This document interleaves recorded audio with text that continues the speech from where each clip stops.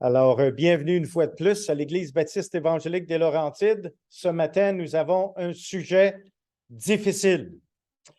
Et aussitôt que vous allez entendre le sujet, vous allez comprendre pourquoi nous avons un certain niveau de difficulté. Alors, il s'agit ici ce matin des chrétiens de l'enfer. Imaginez-vous donc qu'en enfer, il va y avoir des chrétiens. Alors, c'est le sujet qui est devant nous aujourd'hui. Et nous avons un passage biblique à vérifier et ça se trouve dans le livre de Hébreux, un passage du Nouveau Testament, Hébreux chapitre 6, et nous voulons lire à partir du verset 4. Nous allons lire le verset 4 à 12 et souvenons-nous de ce sujet et qu'est-ce que ce passage adresse. Car il est impossible, soulignez le mot impossible dans votre Bible, car il est impossible que ceux qui ont été une fois éclairés, qui ont goûté le don céleste, qui ont eu part au Saint-Esprit, qui ont goûté la bonne parole de Dieu et les puissances du siècle à venir, et qui sont tombés, soient encore renouvelés et amenés à la repentance, puisqu'ils crucifient pour leur part le Fils de Dieu et l'exposent à l'ignominie. Lorsqu'une terre est abreuvée par la pluie qui tombe souvent sur elle et qu'elle produit une herbe utile à ceux pour qui elle est cultivée, elle participe à la bénédiction de Dieu. Mais si elle produit des épines et des chardons, elle est réprouvée et près d'être maudite, et on finit par y mettre le feu. Quoique nous parlions ainsi, bien-aimés, nous attendons pour ce qui vous concerne des choses merveilleuses et favorables au salut.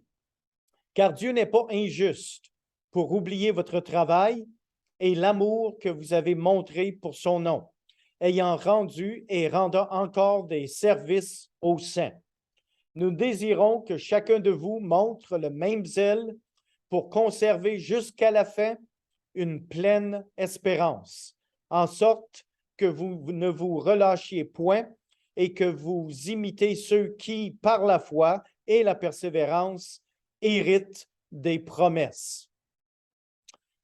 Un très beau passage, mais un de ces passages de la parole de Dieu qui est parfois difficile à entendre. Hébreux chapitre 6, le verset 4 à 12 de ce chapitre, eh bien, ça nous trouble beaucoup en tant que chrétiens, mais ces versets sont néanmoins un solennel avertissement pour ceux qui, tout en ayant fait profession de foi, ne sont toutefois jamais passés à la nouvelle naissance. Il y a une différence entre la nouvelle naissance et une profession de foi.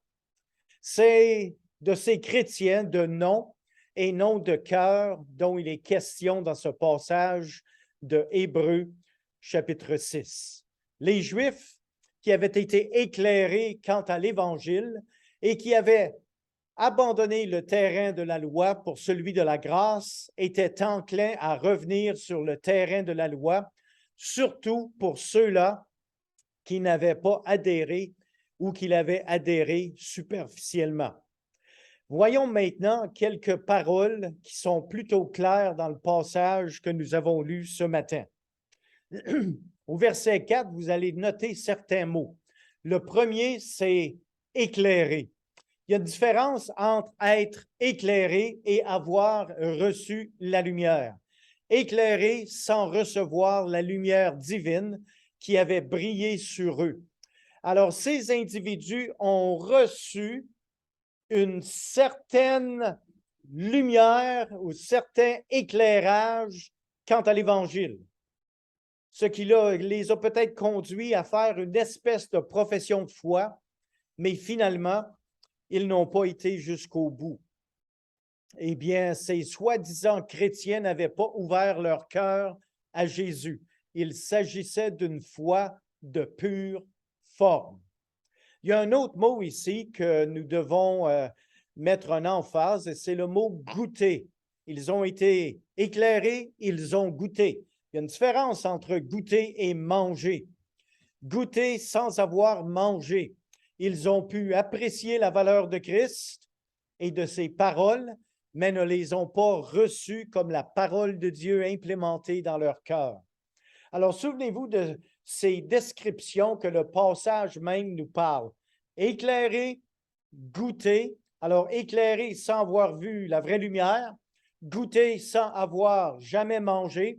Et une troisième expression que nous trouvons dans le passage que nous avons lu, devenus participants de l'Esprit.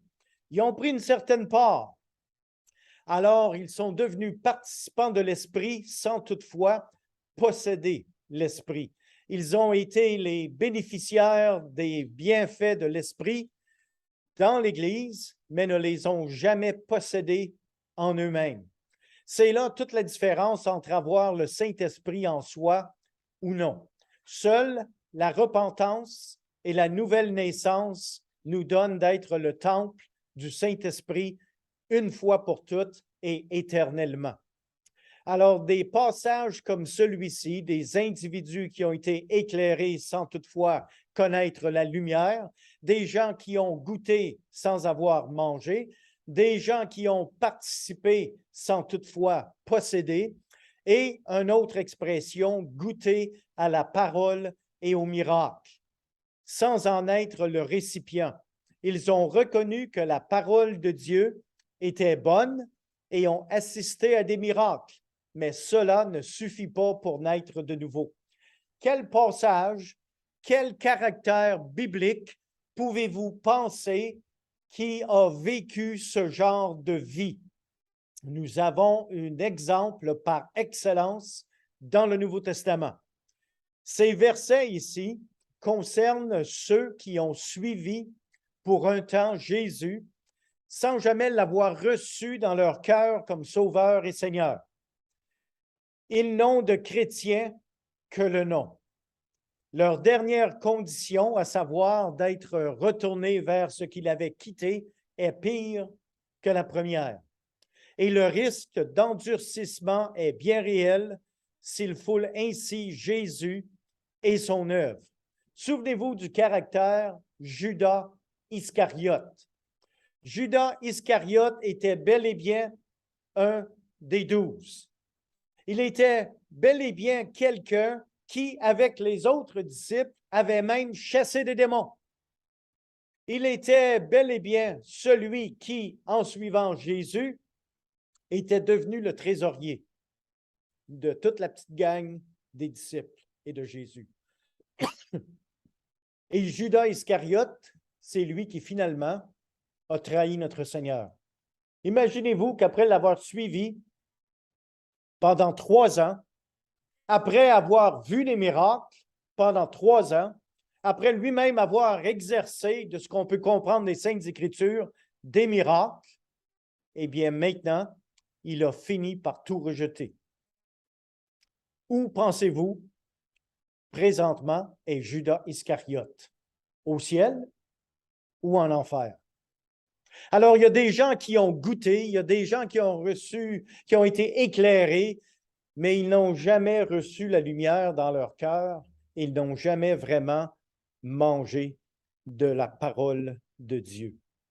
Alors, pour ceux qui ont véritablement cru au Fils de Dieu, ce passage de la Bible n'est pas de nature à les égarer, mais il avertit sérieusement tous ceux qui se contentent de profiter des privilèges chrétiens sans avoir une foi réelle.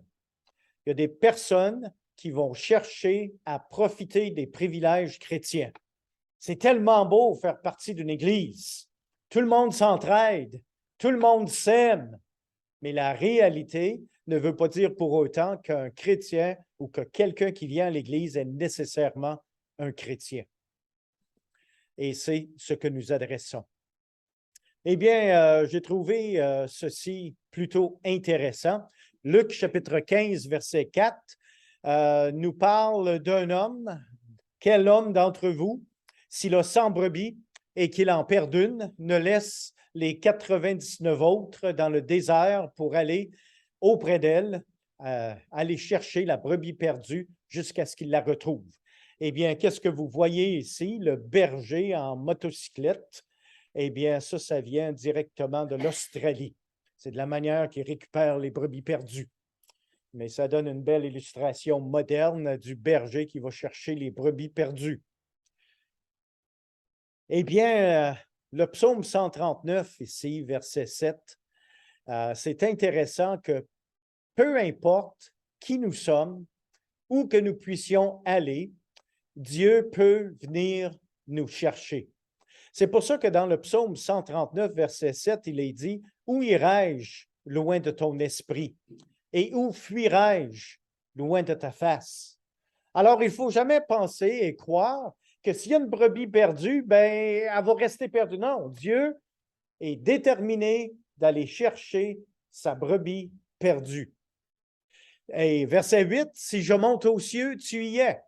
Si je me couche au séjour des morts, t'y voilà. » Au verset 9 du psaume 139, « Si je prends les ailes de l'aurore et que j'aille habiter à l'extrémité de la mer, t'y voilà. » Verset 10, « Là aussi, ta main me conduira et ta droite me saisira. » Alors, le Seigneur va chercher sa brebis perdue et la brebis perdue doit croire à la vraie lumière, doit être quelqu'un qui mange de la parole de Dieu, non pas simplement quelqu'un qui goûte, et cet individu a le salut. Et nous devons faire un examen de cœur parfois sur cette illustration que j'ai quand même trouvé bon de vous amener. Ça s'intitule « Une assiette propre qui contient siède à un mets raffiné ». Eh bien, une nuit, il m'est venu une pensée qui m'a exhorté et que j'aimerais vous partager brièvement. Et ceci ne vient pas de moi, mais de quelqu'un d'autre, mais j'ai cru que c'était bon de le mentionner. Je me suis imaginé qu'on me préparait mon plat favori et qu'on l'avait mis dans une assiette sale pour me le présenter. Disons que c'était moins appétissant. L'Esprit m'a fait comprendre que Jésus vivait en moi et qu'il était le pain de vie, le mets favori de l'âme, et que je ne conservais pas mon vase propre. Alors, je portais préjudice à la haute qualité de sa nourriture spirituelle et pouvais ainsi faire que les âmes affamées s'en détournent. Eh bien, l'illustration démontre simplement ceci. Nos corps sont le temple du Saint-Esprit. Qu'est-ce qu'on met dans notre corps? Qu'est-ce qu'on permet à nos yeux de voir, à nos pensées de connaître? Eh bien, tout ceci, c'est comme une assiette. Est-ce que nous présentons au Seigneur une assiette sale et on dit, Seigneur, remplis-la de tes bontés, de ta parole? Eh bien, il y a des gens qui se disent chrétiens, mais qui ne font que présenter des assiettes sales. 2 Timothée, chapitre 2, verset 19, dit ceci. « Néanmoins, le solide fondement de Dieu reste debout, avec ses paroles qui lui servent de sceau. Le Seigneur connaît ceux qui lui appartiennent, et quiconque prononce le nom du Seigneur, qu'il s'éloigne de l'iniquité. » Dans une grande maison, il n'y a pas seulement des vases d'or et d'argent, mais il y en a aussi de bois et de terre. Les uns sont des vases d'honneur et les autres sont d'un usage vil. Si donc quelqu'un se conserve pur en s'abstenant de ces choses, il sera un vase d'honneur, sanctifié, utile à son maître, propre à toute bonne œuvre. Alors, comprenons ceci. Dans l'exemple biblique que nous avons de 2 Timothée 2, 19, c'est très simple, les amis. Dans une grande maison, il y a plusieurs sortes de vases, des vases qui sont réservés pour l'honneur et des vases qui sont réservés pour des choses viles. La parole de Dieu nous encourage à être des vases d'honneur. Mais certains chrétiens se disent chrétiens, mais ils ne sont que des vases vil, inutile au Seigneur Jésus-Christ. C'est ce dont Hébreux chapitre 6 nous parle ce matin. Oui, des chrétiens de l'enfer, des chrétiens au bout des lèvres, mais non de cœur. Des chrétiens qui ont connu une certaine lumière en étant éclairés, des chrétiens qui ont goûté aux certaines choses de Dieu, mais qui n'ont jamais mangé. Et le Seigneur connaît ceux qui lui appartiennent. Et c'est un passage énormément précieux qui est celui de 2 Timothée chapitre 2, verset 19. Alors, assurons-nous, bien-aimés, que nous ne sommes pas un chrétien d'enfer. Alors que le Seigneur vous bénisse dans votre méditation de la parole et du passage que nous avons vu ensemble aujourd'hui.